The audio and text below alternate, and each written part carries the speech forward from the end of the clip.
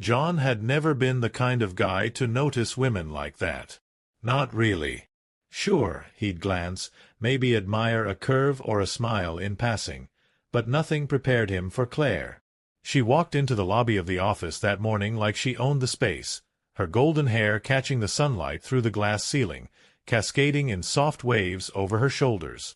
She was 52, married to his CEO, and effortlessly gorgeous, radiating a kind of quiet authority that made people step aside without knowing why. John froze mid-step as their eyes met, her blue eyes, sharp but warm, scanning him with a mixture of curiosity and something dangerously seductive. It wasn't supposed to happen. He was just a 23-year-old intern, fresh out of college, trying to keep his head down and make a good impression. She was decades older, sophisticated, untouchable. And yet, in that fraction of a second, something clicked. The way she looked at him made his stomach coil. He felt seen. Really seen, in a way that made every rational thought evaporate. He stumbled through the day, replaying that moment over and over. Every time he caught a reflection of himself in a window or a polished surface, he imagined her standing there, smiling that same secret smile meant only for him. He hated himself for thinking about it, and yet he couldn't stop. It was intoxicating, thrilling, wrong in every possible way. A week later, fate, or whatever cruel hand of destiny, gave him a chance he couldn't refuse. The CEO was out of town on business, and Claire came to the office to pick up some forgotten documents. The receptionist called him over. "John, could you help Mrs. Lawson with these?" she said, holding out a stack of files. John's heart jumped. "Of course," he said, trying to sound calm, though his hands were trembling. She smiled at him, that same half-smile that had haunted his thoughts. "Thank you," she said softly. Her voice was smooth, seasoned with the confidence of someone who knew exactly how to use it. "I'd hate to misplace these." They walked together to the underground garage, her heels clicking against the marble in an echo that seemed louder than it should have been. The space felt empty, silent, and every sound of their footsteps made him hyper-aware of her presence. She carried herself like a queen, and he felt like a boy in her court, acutely conscious of every movement, every breath. "Do you often stay late?" she asked casually, though the way she said it made his pulse spike. "Sometimes," he admitted. "Trying to get ahead, I guess." She nodded slowly, eyes narrowing as if assessing him, but there was warmth there too, something that made him want to confess all the secrets he'd kept hidden since childhood. "Ambitious," she said. "That's a good quality." Her smile lingered just a beat too long, and he felt a thrill of danger, knowing that this was the kind of woman who knew exactly the effect she had on men. When they reached her car, she paused, letting the sunlight catch her hair and eyes in a way that made him dizzy. "Thank you, John," she said, her tone softer now, almost intimate. "Maybe I'll see you around." He nodded, barely able to breathe, and watched her drive away. The tires hummed against the asphalt, but the image of her remained, branded into his mind with the intensity of fire. That night, lying in his bed, he stared at the ceiling, thinking about the curve of her lips, the sparkle in her eyes, the way her scent seemed to cling to his memory. He told himself it was just attraction, that nothing would happen, but deep down, he knew it wasn't that simple. The days that followed were torture. Every time she visited, every time her perfume drifted into the office, he felt a pull he couldn't resist. And he wasn't imagining it. He noticed the way her gaze sought him out, subtle yet deliberate, like a challenge wrapped in silk. She moved through the office with ease, commanding attention without trying, but somehow she made sure his presence didn't escape her notice. Then came Friday. The office was nearly empty, the hum of computers and the distant elevator the only sounds. John was buried in spreadsheets, trying to focus, when he heard the elevator doors open.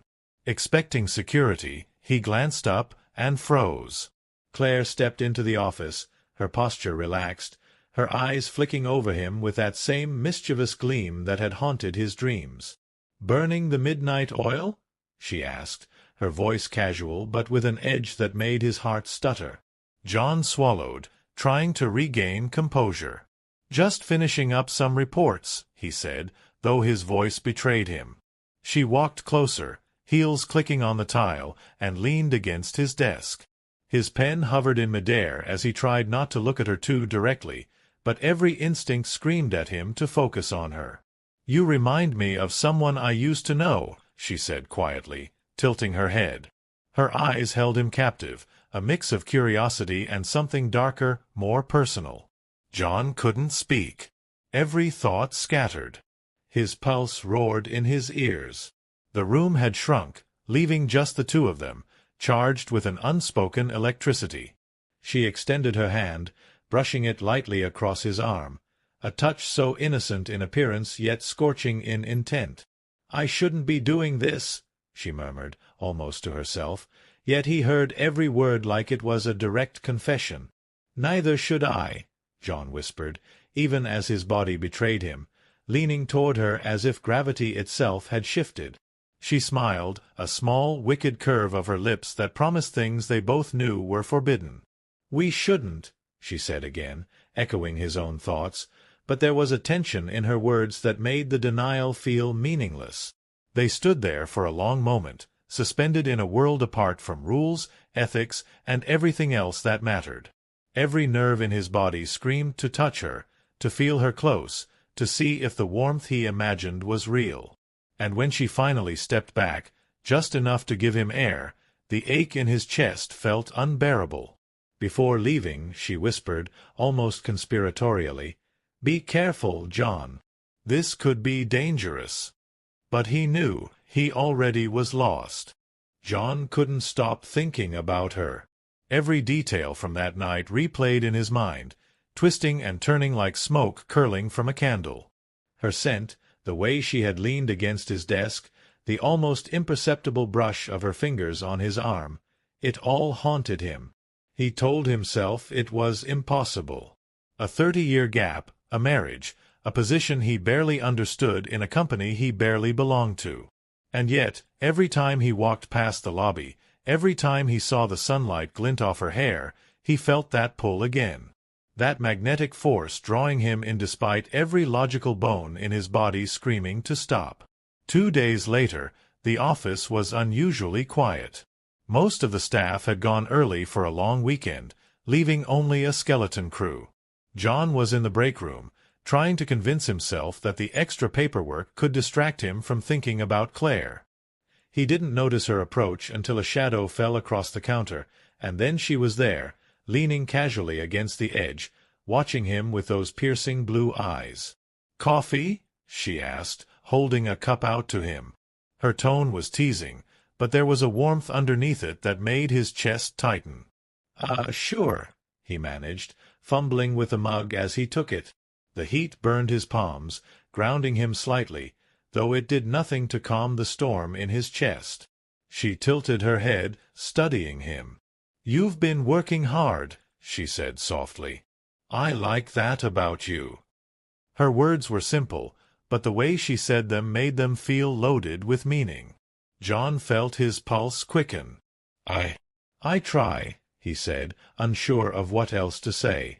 His voice sounded small, even to his own ears. Claire smiled again, that dangerous, knowing smile.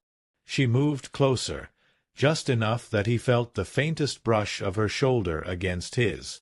"You know," she murmured, "sometimes work isn't the only thing that matters." John's heart skipped. He wanted to ask her what she meant, but his brain refused to cooperate. He nodded, though he didn't fully understand, and she seemed satisfied with that. She sipped her coffee, the way she did it with effortless elegance, then set the cup down, her fingers lingering on the handle just a moment too long, a silent signal he felt in his bones.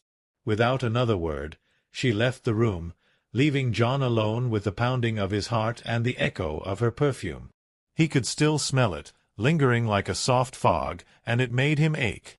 The office suddenly felt empty, cold, and too quiet, but the memory of her presence burned hotter than anything he'd ever experienced. That evening, he stayed late again, working under the dim glow of his desk lamp. He told himself it was just coincidence that she had been there, just chance that their eyes had met in the hallway. Yet, deep down, he knew it was more. He could feel it in the way his thoughts clung to her, in the restless energy that coursed through him, making it impossible to focus entirely on his work. Later, the elevator chimed, and he thought briefly about ignoring it. But curiosity got the better of him. The doors slid open, and there she was, alone. Claire, standing there with a calm, almost predatory grace. "Still working?" she asked, stepping into the office like she owned every inch of it. I guess I just have a lot to finish," he said, trying to sound composed. But the lie fell flat, and he could tell she knew it. She smiled, a faint, wicked curve of her lips that made every nerve in his body tense. "I thought maybe you'd like some company." Her eyes held his, daring him to respond, to act, to break the invisible barriers that should have kept them apart. They talked for hours, though not about work. Not really. The conversation meandered from books to movies to memories of travels she had taken before her life had settled into its current rhythm. John found himself sharing things he would never tell anyone else. Dreams, insecurities, fleeting thoughts that had never left his mind. And she listened. Truly listened, making him feel as if his words mattered, as if he mattered. By the time the night grew late and the office lights dimmed, the world outside felt miles away. They were alone in a bubble of stolen time, each aware of the risk, each aware of the forbidden thrill. Finally, she stood and smoothed her skirt, the motion deliberate, controlled. "I should go," she said softly. "You shouldn't stay too late." Her voice carried a tone that made John ache, a gentle but insistent warning that only served to deepen his longing. He nodded, his throat tight. "Yeah, of course." As she walked toward the elevator, she turned her head slightly. "Be careful, John. What's happening between us, it can't be obvious." John watched her leave, every step echoing in his chest. He felt like he had been both burned and baptized in the same moment, and the ache of desire was sharp, almost painful. He sat at his desk, staring at the door long after it closed, replaying her words, her gestures, the way she had looked at him. The days that followed were a torturous blend of longing and fear. Every encounter was fleeting, every smile or glance loaded with unspoken meaning. He found himself counting moments until she would appear, imagining conversations, rehearsing what he might say if she lingered just a second longer. Each thought was dangerous, pulling him further into a world he had no right to enter. And yet, despite every warning, every rational thought, the attraction continued to grow. The tension between them became unbearable, a constant hum of energy that thrummed under the surface of the office, visible only to them. It was no longer about curiosity or chance. It was about something deeper, a fire that neither could deny. One night, after another long day, John left his desk only to find Claire waiting near the exit. "Do you want to go for a walk?" she asked, almost hesitantly. His heart thundered in his chest, the implications clear. "Yes," he said before he could think better of it. They walked together under the streetlights outside the building, the cool night air brushing against them, the city hushed around them. Every step was deliberate, every glance intentional. Their hands brushed accidentally, then lingered, and John felt a surge of heat that made him dizzy. Claire stopped, turning to him, her face close enough that he could see the fine lines around her eyes, the softness of her lips. "This is dangerous," she whispered, almost as if she were reminding herself as much as him. "I know," he admitted, his voice low. "But I can't stop thinking about you." Her breath hitched slightly, and she searched his face, as if measuring his sincerity.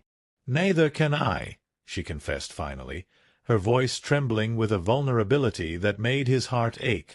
And in that moment, standing under the pale glow of the streetlights, with the world hushed around them, the line between right and wrong blurred entirely. They were caught in a gravity all their own, a pull that neither could resist.